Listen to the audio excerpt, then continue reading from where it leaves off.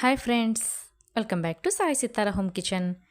ఈరోజు తోటకూర మామిడి పప్పు మరింత రుచిని పెంచే మునక్కాడ యాడ్ చేసుకుని ఎలా ప్రిపేర్ చేసుకోవాలో చూద్దాం.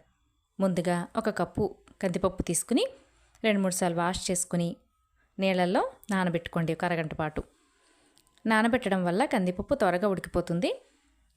3-4 విజిల్స్ వచ్చే వరకు ఉడికించండి. ఈలోపు మనకు కావాల్సిన ఇంగ్రీడియంట్స్ అన్నీ రెడీ చేసి పెట్టుకుందాం. ఒక కప్పు మామిడికాయ, ఒక కప్పు తోటకూర, అలాగే ఒక మునక్కాడ తీసుకుని చిన్న చిన్న ముక్కలుగా కట్ చేసుకోండి. 4 పచ్చిమిర్చి. చూసారు కదా, పేస్ట్ లాగా భలే ఉడికిపోయింది. మనకి మెదిపే పని లేదు. ఇంకా ఇప్పుడు యాడ్ చేసుకోండి తోటకూర, మామిడికాయ ముక్కలు, మునక్కాడ, పచ్చిమిర్చి, అలాగే తగినంత ఉప్పు, 1 టేబుల్ స్పూన్ పసుపు వేసుకుని ఒక హాఫ్ గ్లాస్ వాటర్ యాడ్ చేసుకుని ఒక 10 నిమిషాల పాటు ఉడికించుకోండి. కుక్కర్లో కందిపప్పుతో పాటే తోటకూర, మామిడికాయ ముక్కలు ఇలా డ్రమ్ స్టిక్ వేసేసుకుని ఉడికించేసుకోవచ్చు.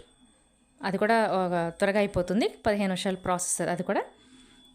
కాకపోతే ఇలా విడిగా అయితే మనకి మామిడికాయ ముక్కలు చక్కగా డ్రమ్ స్టిక్ కూడా అవి ఏం పేస్ట్ అవ్వకుండా చిన్న చిన్న ముక్కలుగా మనకి కనిపిస్తూ ఉంటాయి.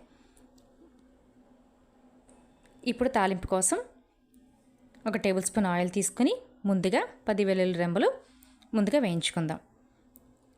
సగం వేగిన తర్వాత పోపు దినుసులన్నీ యాడ్ చేసుకోండి. 1 టేబుల్ స్పూన్ మినప్పప్పు, 1 టేబుల్ స్పూన్ ఆవాలు, 1 టేబుల్ స్పూన్ జీలకర్ర వేసుకుని ఆవాలు చిటపటలాడిన తర్వాత ఎండుమిర్చి కూడా వేసి ఎండుమిర్చి కూడా వేగిన తర్వాత కొద్దిగా ఇంగు వేసుకోండి. కొద్దిగా కరివేపాకు కూడా వేసుకుని పప్పులోకి ట్రాన్స్ఫర్ చేసేసుకోండి.